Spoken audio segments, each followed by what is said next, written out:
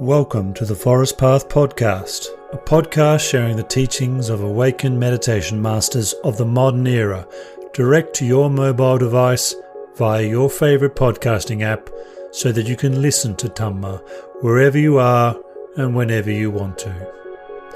If you benefit from the teachings of this podcast, please consider sharing the Forest Path Podcast with others who may benefit. If you'd like to support the work of the Forest Path Podcast of sharing the Dhamma free of charge in audio format, you can make a one-off or a regular donation. Please see the links in the description below. This episode is a talk given by the Thai forest meditation master Ajahn Maha Boowa, and it is titled Right Here in the Heart. It was first published as part of the book Sol Hanna by Forest Dhamma Publications in March 2011. You can find links to the original text in the description below. May you all benefit from hearing this gift of Dhamma by an outstanding teacher of the Thai forest tradition.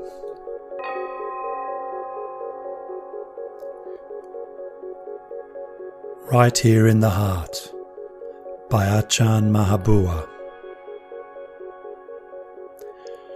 When you listen to a Dhamma talk, pay close attention to your heart, for that's where the Dhamma lies, in the heart.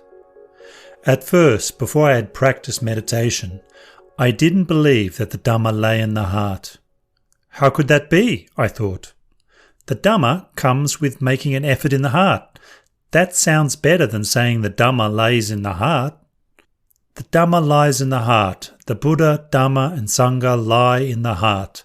All Dhammas lie in the heart. I didn't believe this. All 84,000 sections of the Dhamma lie in the texts. That's how I felt at first. But as I kept listening to my teachers explain things, none of them ever deviated from this point. The Dhamma lies in the heart. The Dhamma lies in the heart. As I kept listening to this, my mind gradually settled down and grew still. At first, when I listened to a Dhamma talk, I'd focus my attention on the speaker instead of keeping it focused on myself. Don't focus your attention outside, they'd say. Keep conscious of what's going on inside yourself. The Dhamma being explained will come in and make contact with you on its own. I wouldn't listen to this. I kept focusing my attention on the speaker. In fact, I'd even want to watch his face as he talked. It got to the point where if I didn't watch his face, didn't watch his mouth as he talked, I didn't feel right. That's how I was at the beginning. But as time passed, I came to find that stillness would appear in my heart while I was listening to the Dhamma. That's when I began to believe the Dhamma of concentration does lie right here in the heart. I began to have a witness myself. So from that point on, I wouldn't send my attention anywhere outside while listening to a Dhamma talk. I wouldn't even send it to the speaker because I was absorbed in the stillness in my heart. My heart would grow still as I listened, cool, calm, and absorbed. This made me believe they are right. The Dhamma does lie in the heart. That's when I began to believe this, when the Dhamma of concentration, mental stillness, and calm appeared in my heart as I listened to the Dhamma. This made me want to keep on listening as a means of stilling and calming the heart. As time passed and I continued my meditation, the results of my practice always appeared in the heart. They didn't appear anywhere else. When the mind wasn't still, then whatever was disturbing it could be found in the heart. I'd know, today my heart doesn't feel right. It would be distracted and restless according to its moods. Why doesn't my heart feel right today? This made me interested from another angle. I'd try my best to calm the heart down. As soon as it got back into place with its meditation, it settled down and became still. This made the point very clear. Dhamma does lie in the heart. The world lies in the heart. the Dhamma lies in the heart. For this reason, when you listen to a Dhamma talk, you should keep your attention focused right inside yourself. There's no need to send it outside, to have anything to do with the person speaking, for instance. When you keep your awareness focused inside yourself this way, the Dhamma being explained will come in and make contact with your awareness. The heart is what is aware. When the current of sound dealing with the Dhamma comes in and makes continual contact with the heart won't have a chance to slip outside because the Dhamma is something calming and absorbing. This moment, that moment, it keeps you absorbed from moment to moment with the current of sound coming from the speaker. Step after step, it keeps making contact. The heart gradually becomes more and more quiet, more and more still. This way you already start seeing the rewards that come from listening. This is why, if you want to listen to the Dhamma in the right way for getting clear results, you have to keep your attention focused firmly inside yourself. There's no need to send it outside, and no need to engage in a lot of thinking while you're listening. Simply let the mind follow along with the current of Dhamma being explained, and the Dhamma will seep into your heart. When the mind doesn't get itself worked up with thoughts about various things, it becomes still. That's all there is to it. But to grow still, it needs something to counteract its thoughts. It won't settle down on its own simply because you want it to. You have to use one Dhamma theme or another, or the sound of Dhamma while the Dhamma talk is going on. Only then can it grow still. Where is the greatest turmoil in the world? There's no greater turmoil than the one in the heart. If we talk about things murky and turbid, there's nothing more murky and turbid than the heart. Nothing at all can compare with the heart in being troubled and pained. Even the heat of fire isn't nearly as hot as a heart aflame with mental defilements. Defilements do nothing but make us suffer, step after step. This is why we're taught to see their harm. We must be intent on keeping mindfulness established and investigate things from various angles. When mindfulness and awareness keep in touch with each other, then our practice of concentration and our investigation of things from various angles of wisdom keep getting results step by step. For example, the Buddha teaches us birth is suffering, death is suffering. These are noble truths. Birth is suffering, but we're pleased with birth. When a child is born, we're happy. When a grandchild is born, when our friends and relatives have children, we're happy. We don't think of the pain and suffering the child goes through, surviving almost certain death in that narrow passage before being born. If we don't look at both the beginning point, birth, and the end point, death, so as to see them clearly, both these points will cause us unending joy and sorrow. Actually, the child has to survive almost certain death before it can become a human being. If it doesn't survive, it dies right then, either in the womb or at the moment of birth, because it's pain to the point of death. That's how we human beings die. Once we're born, then no matter what our age, we have to be pained to the point of death before we can die. Pain is something we've experienced from the moment of birth, but we don't see it as a noble truth. Actually, it's something we should see as harmful, dangerous, and threatening, so that we can find a way to transcend it through our own efforts, and especially through the efforts of our mindfulness and wisdom. When we enjoy the beginning but dislike the end, when we like birth but dislike death, we're contradicting the truth all the time. And where can we get any happiness with these contradictions in the heart? They have to make us suffer. There are no two ways about it. In order to put the beginning and end in line with each other, we must contemplate the entire course of events to see that birth is suffering, aging is suffering, death is suffering. For these three are all bound up with pain and suffering. They are the path leading to suffering and discontent, not the path leading to nibbana. So we cannot progress along the right path until we have thoroughly understood them through skillful investigation. The Buddha teaches, there is no suffering for those without birth. When there's no birth, where will there be any suffering? When there are no seeds for birth, there are simply no seeds for suffering, so suffering does not exist in the heart. This is why enlightened ones have no feelings of discontent or pain in their hearts. They have no moods in their hearts at all. No happy, sad, or indifferent moods exist in the heart of an arahant. Arahants have all three kinds of feelings in their bodies. They feel physical pain just like we do, but their hearts have no moods. Physical feelings have no effect on their hearts. Their hearts aren't swayed by such influences the way ordinary hearts are. They know pleasure, pain, and neutral feeling in their bodies, but there are no corresponding moods in their hearts, because they have gone beyond all moods. Their hearts are pure, unadulterated Dhamma, which no defilement can infiltrate.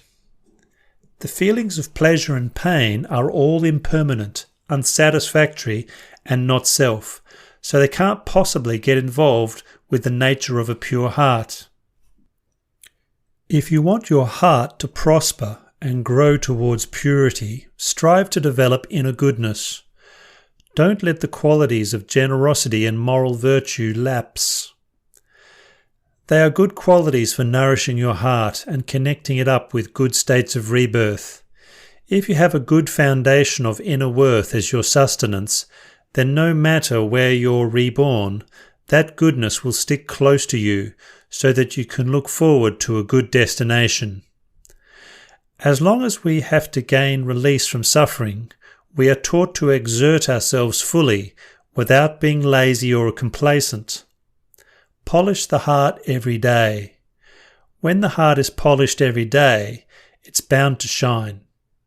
And when the heart is shining, you're bound to see your reflection. Just as when water is clear, you can see clearly whatever plants or animals there are in the water. Once the heart is still, you'll be able to see whatever poisons or dangers it contains much more easily than when it's murky and turbulent with defiling preoccupations. This is why we're taught to purify the heart. In the teachings gathered in the Patimokkha exhortation, we are taught, never do any evil. Develop skillfulness fully. Cleanse the heart until it's pure. These are the Buddha's teachings. This is what all the Buddhas teach, without exception. Whatever is evil or debasing, they teach us not to do, telling us instead to do only things that are skillful through the power of our own wisdom. Developing skillfulness fully means developing wisdom fully. Cleansing the heart until it is pure is hard to do, but it lies within our capacity as human beings to do it.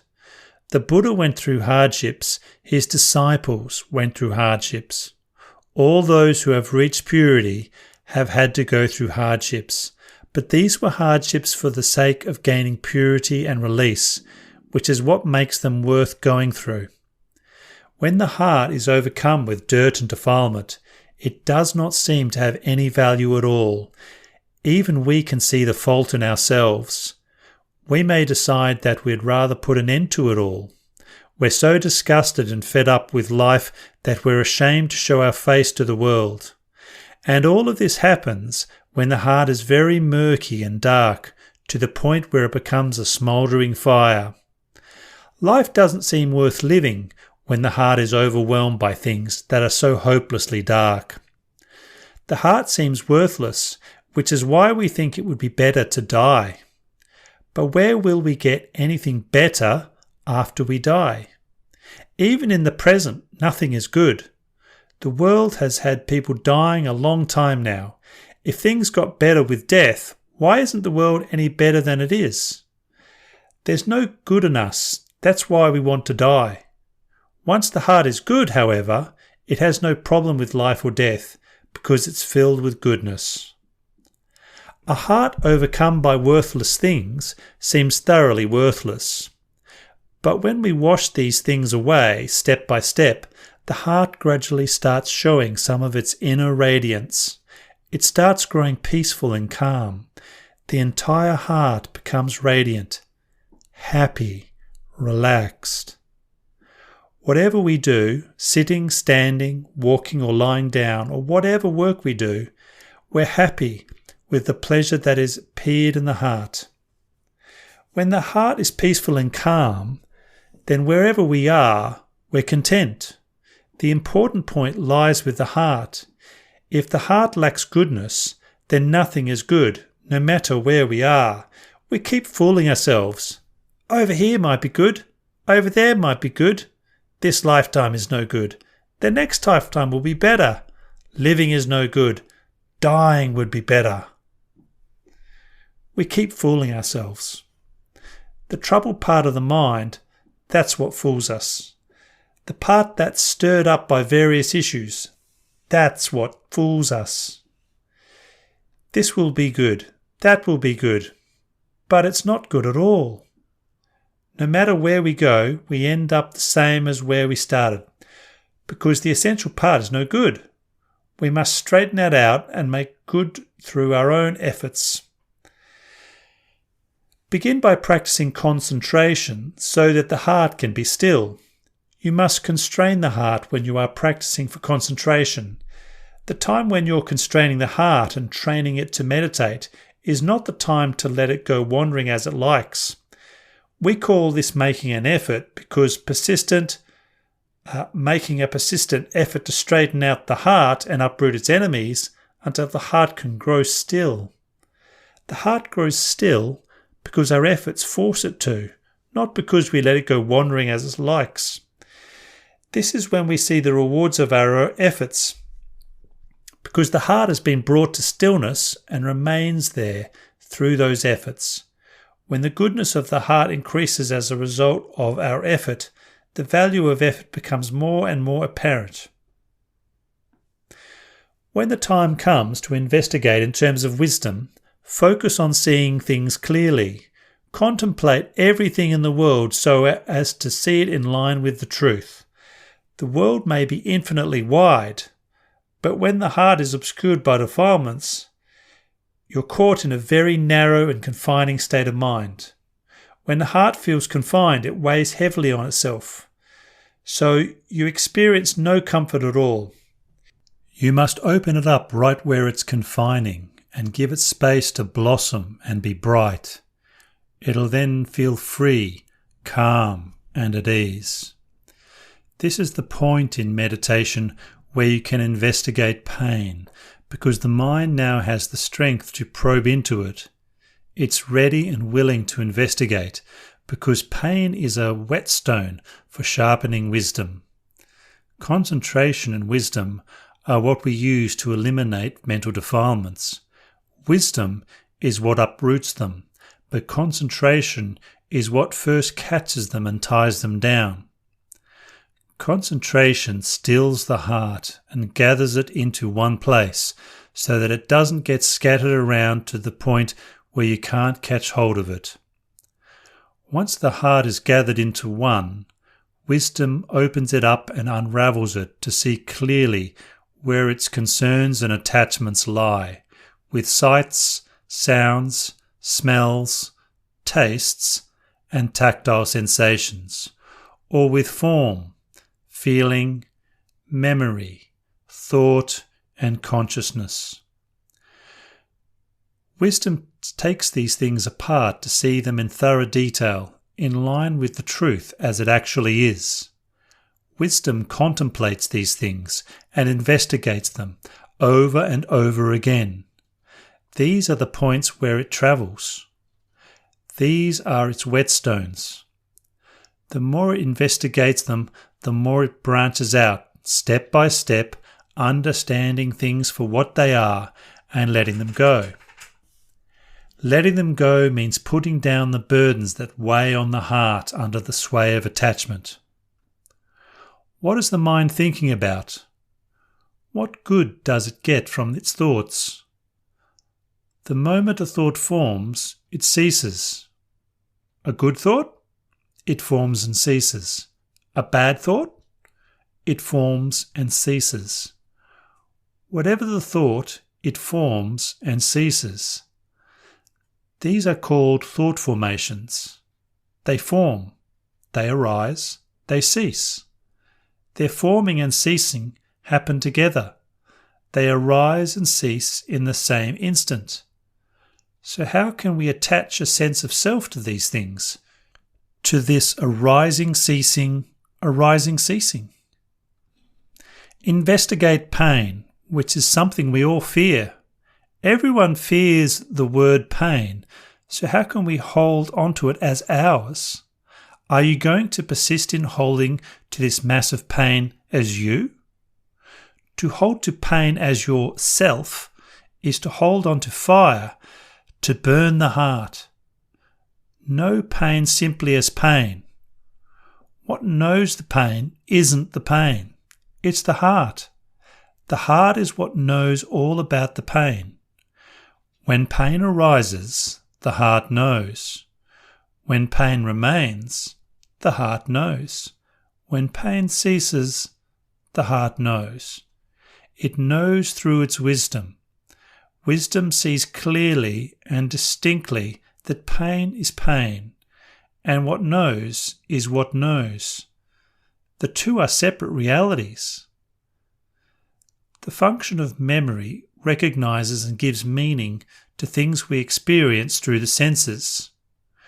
When sense objects arise, the mind establishes a meaning for them that then ceases in the same instant. Can this be our self?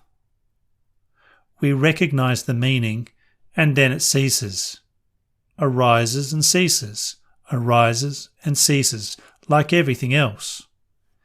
Can this sort of thing be our self? Can this sort of thing be ours? If it's us, if it's ours, then we're wriggling all the time because of memory and pain. Memory arises and ceases. Pain arises and ceases. Arises and ceases, giving us trouble and turmoil without let-up, without stop. This is why we have to investigate so as to see those conditions, the factors of body and mind that arise and cease all around us, all around the heart. Consciousness. How long have we been conscious of sights and sounds? Since birth. And what lasting worth have we ever gained from these things? As soon as we're conscious of anything by way of the eye, ear, nose, tongue or body, blip, it ceases in the same instant, the very same instant. So what lasting worth can you get from it? Nothing at all. Can sights be our self? Can sounds? Can smells, tastes, tactile sensations be our self? Consciousness, acknowledging whatever makes contact. Can this be our self? It acknowledges, blip, blip, blip, and immediately ceases. Can this be our self? There's no way it can be. How can we hold this arising and immediate ceasing as our self? How can we put our trust in these things? They merely arise and cease continuously. Are we going to persist in holding to this arising and ceasing of our self? If so, we're in turmoil all day long because these things are arising and ceasing all the time. No matter whether they are form, feeling, memory, thought or consciousness, they're constantly arising and ceasing, each and every one of them. So how can we grab onto them as ours, even though we know full well that they arise and cease? This is why we have to use wisdom to investigate them, so as to see clearly what they really are and then let them go accordingly. What knows does not cease. The true heart, what knows, never ceases. It knows whatever ceases, but that which knows doesn't cease. Form, feeling, memory, thought, and consciousness arise and cease in their own natural way. They're all natural phenomena that are subject to the three characteristics. The three characteristics are impermanence, dissatisfaction, and not self. How can we believe things of this sort really belong to us? If we investigate into their causes and effects using mindfulness and wisdom, there is no way we can hold on to them. We are deluded into becoming attached to them only because our defilements are so thick that the heart doesn't see things clearly. Once we've investigated so as to see these things for what they really are, the heart lets go of its own. When the time to go into battle arrives, at the time of death, take these things as your battlefield. In particular, feelings of pain will stand out more than anything else when things start to break apart. Take pain and the heart as your battlefield. Investigate them so as to see the truth. No matter how great the pain may be, it doesn't go past death. Pain goes only as far as death. The body goes only as far as death, but the heart doesn't cease at death. It goes past death, because the heart has never died. It transcends all these things. Pain is pain only as far as death. It doesn't go past it. No matter what feelings arise, they go only as far as their ceasing, and that's all. Whether they're very painful or only a little painful, the heart knows them as they are at all times. When mindfulness is present, the heart knows each stage of painful feeling that appears. That which knows the pain doesn't cease, so why should we be worried and concerned about pains, which are just conditions that arise? They depend on the heart for their arising, but they aren't the heart. They depend on the body for their arising, but they aren't the body. They're merely feelings. Pain, for instance, is something different, something separate from the body and heart. That's the actual truth. When we don't try to contradict the truth, the heart reaches peace through its investigation of pain, especially in the last stage of life when the body is breaking up. You can see what ceases first and what ceases after, because what knows will keep on knowing. Even when everything else has ceased, what knows still won't cease. All it takes is for you to see causes and effects in this way just once, and your courage in the face of death will spring right into action. When death comes, you'll immediately take the fighting stance of a warrior going into battle. You'll take mindfulness and wisdom as your weapons, as you slash your way through to the truth. And when you've destroyed everything in your path, where will you end up? Right there with the truth. Use your mindfulness and wisdom to slash down to the truth of everything of every sort. When you reach the truth, everything will be levelled. Everything will be still. Nothing will be left to disturb the heart. If anything is still disturbing the heart, that means you haven't investigated fully down to its truth. Once you've reached the full truth in every way, nothing can disturb or provoke the heart at all. There's nothing but a state of truth permeating throughout. This is called being levelled and made still by the truth, which comes through the power of mindfulness and wisdom investigating to see things clearly. The Buddha and his Arahant disciples transcended pain and suffering right here, right where pain and suffering exist. They exist in the body, in the mind, and in the heart. When we take things apart, we take them apart right here. When we know right here, right where we are deluded.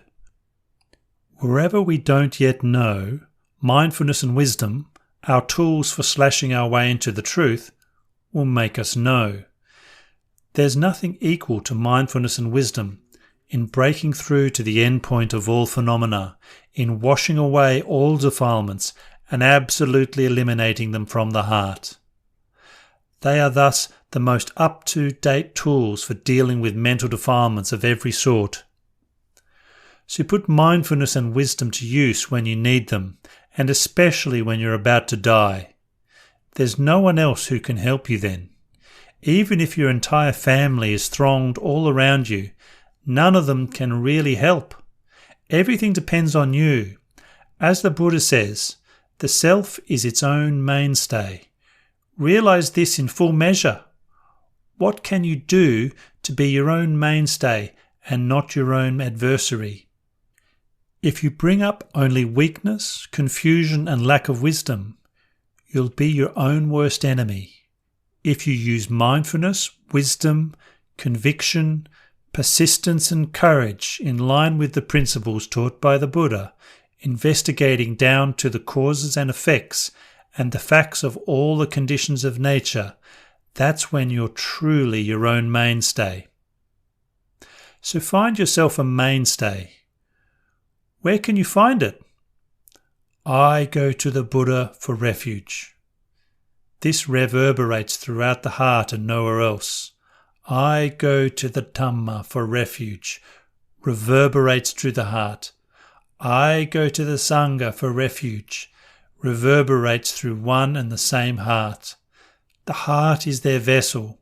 The Buddha, Dhamma and Sangha are all gathered into this one heart because the heart is the most appropriate vessel for all Dhammas.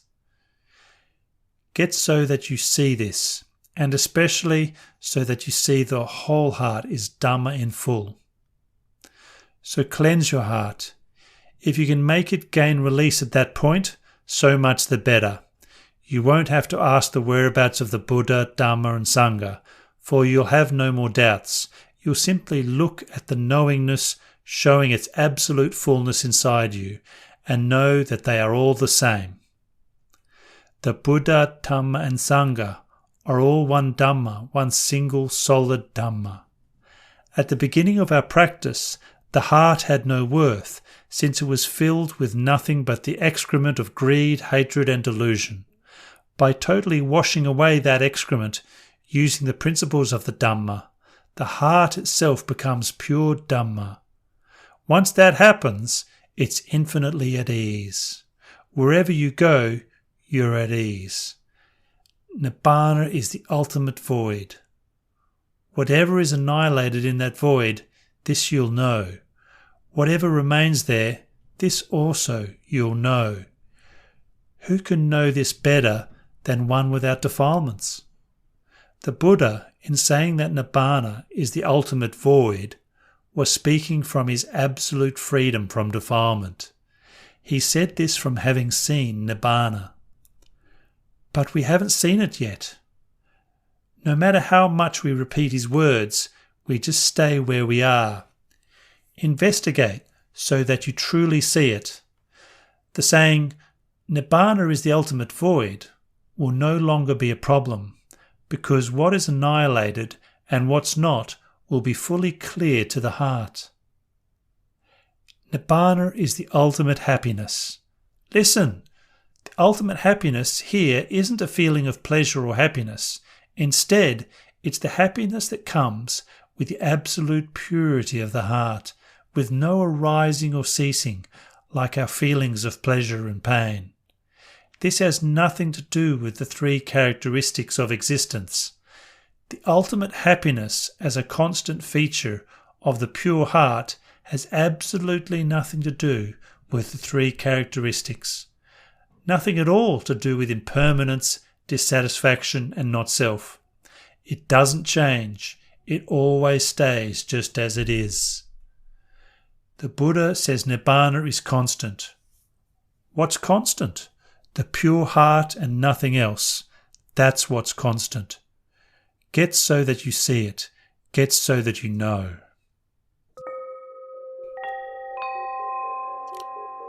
That concludes the Dhamma teaching Right Here in the Heart by the Venerable Ajahn Maha Boowa.